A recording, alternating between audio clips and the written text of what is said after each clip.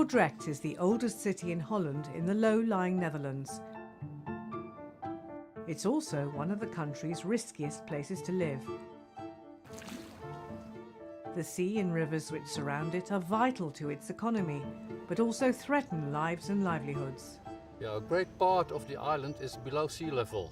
So if there's really a disaster, there could be many casualties on this island, and we must prepare ourselves to a possible disaster. Faced with the constant threat of flooding, the city of Dordrecht has embraced disaster risk reduction measures, making it an international frontrunner in city flood risk management. Work is underway to strengthen the single ring dike protecting the city at a cost of $7 million. But 3,000 residents live in the old city, which is not protected by dikes. Houses are the first line of defence against the water.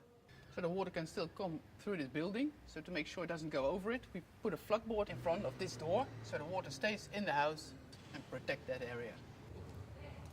What you see here is just the primary defense, and it's a defense that area, the city, and it's not high enough, so it's heightened with these stairs, so it's just another 30 centimeters. And behind me you can see the cultural heritage, the old city, and that is not protected, so the people and the monuments have to be protected by the people that live there and not a public organization.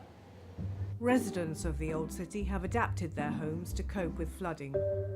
Here, valuable objects have been raised off the ground.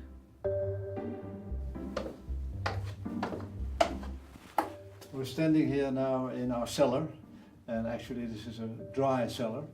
This house has a dry cellar and a wet cellar. A wet cellar means that the river can enter the cellar of the house. You can see that here by opening this hatch. There you see outside, the river can come in here, which happens during a normal winter a few times, but only like this.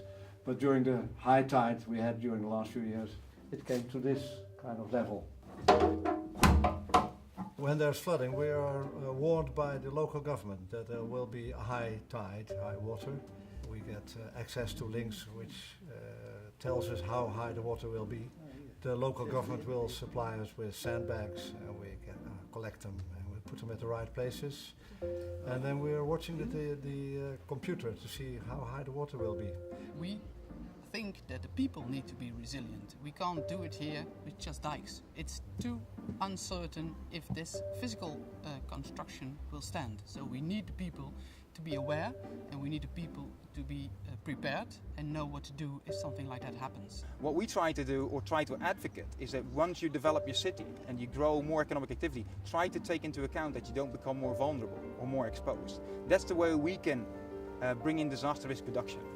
In 1953, a storm surge led to devastating floods in the Netherlands, killing nearly 2,000 people. More serious flooding in the 1990s acted as a wake-up call. With the adoption of the Delta programme, the country now spends over $1 billion a year on flood defences. The HFA Framework for Action on Disaster Risk Reduction has influenced national policy.